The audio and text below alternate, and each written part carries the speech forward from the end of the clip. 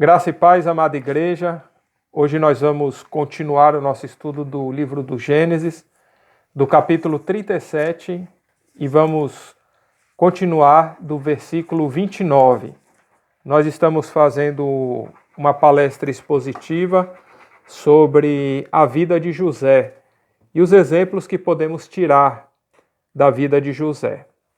Nós já consideramos aqui que José era filho de Jacó, tinha com ele mais 11 irmãos, e ele foi traiçoeiramente vendido por seus irmãos para mercadores ismaelitas que estavam passando por ali e foi levado ao Egito. Hoje nós vamos continuar considerando a partir do verso 29. Então convido os irmãos à leitura. Gênesis capítulo 37, nós vamos ler do versículo 29 até o 36. Diz assim: Tornando, pois, Rúben à cova, eis que José não estava mais nela. Então rasgou suas vestes. Tornou a seus irmãos e disse: O moço não aparece, e eu, aonde irei? Então tomaram a túnica de José, mataram um cabrito, tingiram-na de sangue. Enviaram a túnica de várias cores, fazendo-a chegar a seu pai com estas palavras: Achamos esta túnica. Vê se é ou não a túnica de teu filho. Jacó reconheceu-a e disse: É a túnica de meu filho. Uma besta fera o comeu. Certamente José foi despedaçado. Então Jacó rasgou suas vestes, pôs saco sobre seus lombos e lamentou seu filho por muitos dias. E levantaram-se todos os seus filhos e todas as suas filhas para o consolarem. Ele, porém, recusou ser consolado e disse: Na verdade, com choro hei de descer ao meu filho até a sepultura. Assim o chorou seu pai. Os midianitas venderam-no no Egito a Potifar, eunuco de Faraó, capitão da guarda. Amém? Irmãos, podem sentar-se. Vamos voltar à história para nos lembrar do seguinte. Os irmãos de Jacó, enquanto Rúben tinha saído, Rúben era o primogênito, enquanto Rúben tinha saído, eles venderam José para aqueles mercadores midianitas que estavam passando por ali. Quando Rúben retorna à cova, diz o verso 29, ele percebe que José não está mais na cova. Então ele rasga as suas vestes. Essa expressão de rasgar as suas vestes, ela é uma expressão, né? Na verdade não é uma expressão, é um costume que os orientais tinham na época de expressar o seu luto, a sua tristeza.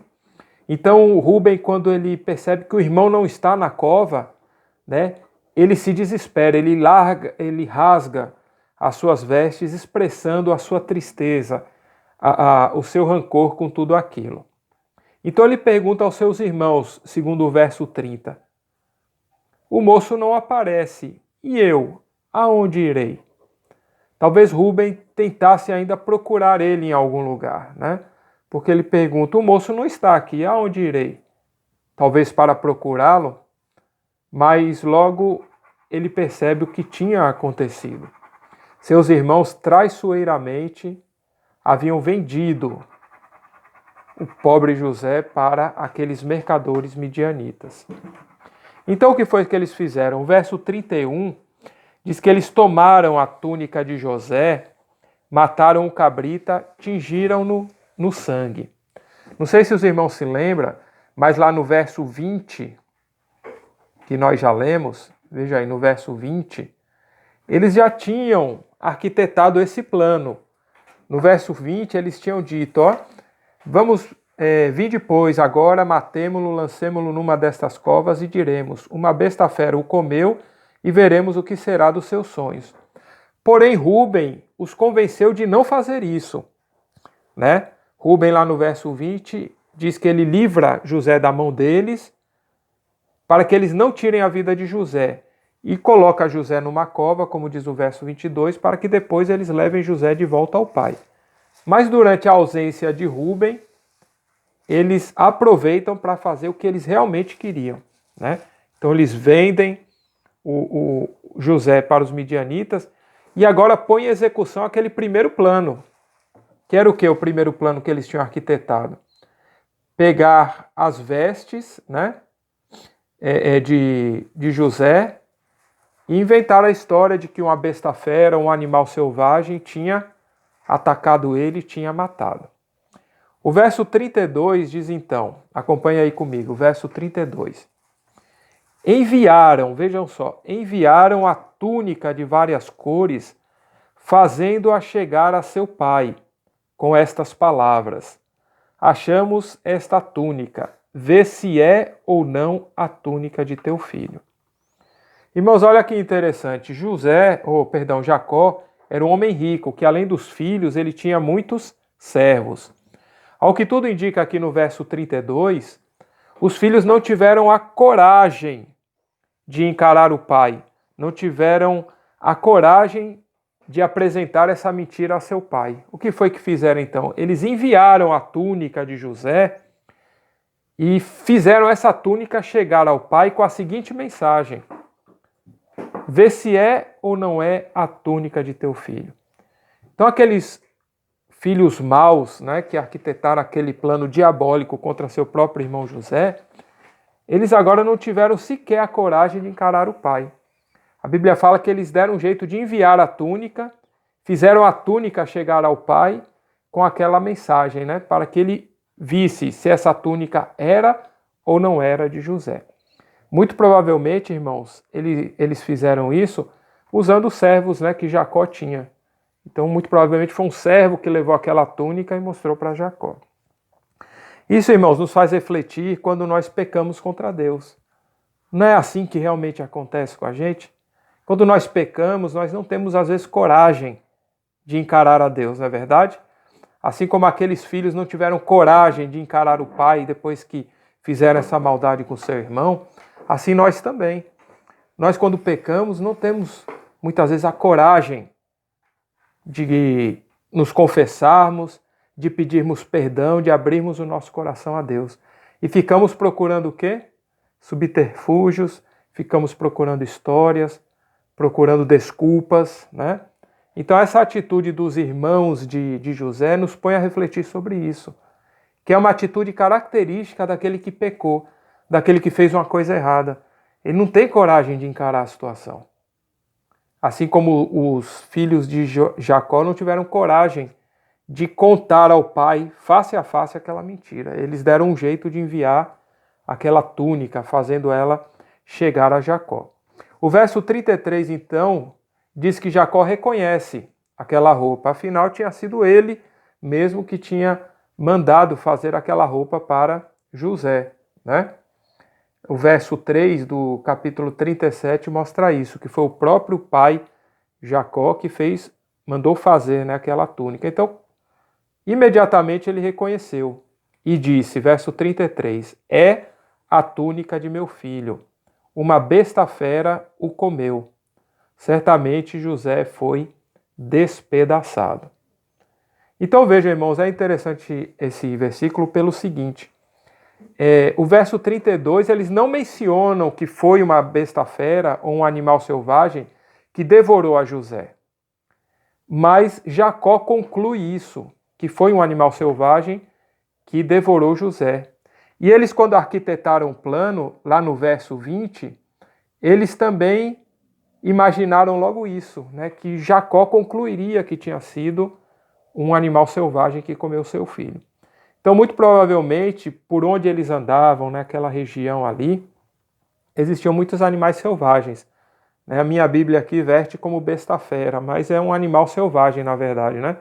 Poderia ser talvez um leão, um tigre, né? Ou algum outro animal, um crocodilo, sei lá, não conheço a região, mas algum animal selvagem dessa natureza que fosse capaz de devorar um ser humano, né? Talvez um urso, não sei. Mas Jacó chega a essa conclusão mesmo sem os filhos falarem isso, né? Porque a mensagem que eles enviam a Jacó era só para ele observar se a veste era ou não de José. Então, quando ele observa a veste de José manchada de sangue, ele mesmo conclui, né? Ele fala, realmente algum animal selvagem devorou meu filho. Então, o verso 34 até do 34 e o 35 fala assim: então Jacó rasgou as suas vestes, pôs saco sobre seus lombos e lamentou o seu filho por muitos dias. E levantaram-se todos os seus filhos e todas as suas filhas para o consolarem. Ele, porém, recusou ser consolado e disse: na verdade, com choro hei de descer ao meu filho até a sepultura. Assim chorou seu pai. Irmãos, o verso 34 mostra novamente o costume, né, que as pessoas tinham lá no Oriente de rasgarem as suas vestes como expressão de luto, expressão de pesar. Então Jacó, quando conclui, né, que seu filho foi morto por algum animal selvagem, ele tem essa atitude. E o verso 35 mostra uma coisa assim, irmãos, que nos causa grande indignação. A hipocrisia, irmãos, a hipocrisia daqueles filhos de Jacó. Porque o verso 37 diz que eles se levantaram, todos os seus filhos e suas filhas, para o consolarem.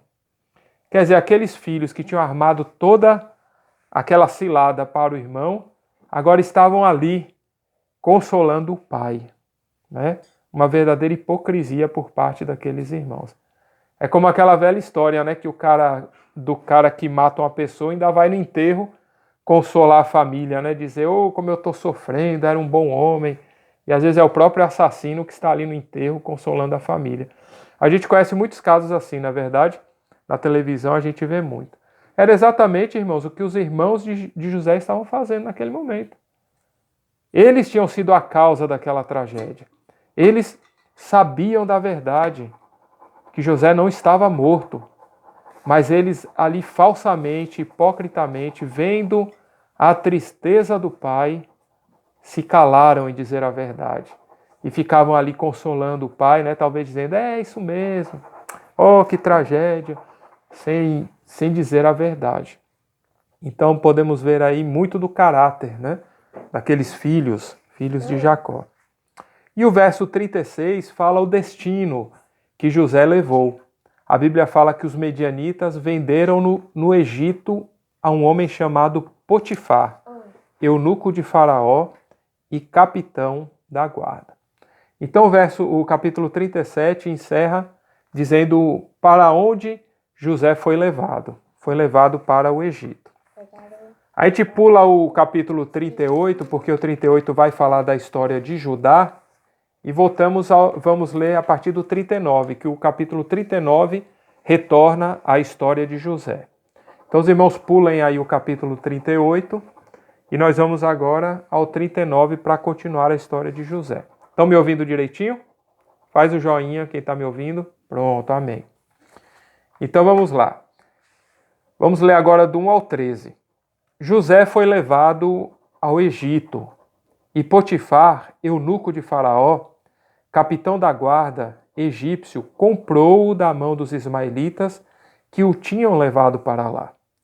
O Senhor estava com José, e foi ele homem próspero, e estava na casa do seu senhor egípcio. Vamos ler até o 2, aí depois a gente lê do 3 em diante. Irmãos, o versículo 1 fala que José ele foi levado ao Egito, e Potifar, né, que seria agora o seu novo amo, eunuco de Faraó, capitão da guarda egípcio, comprou-o da mão dos ismaelitas que o tinham levado para lá.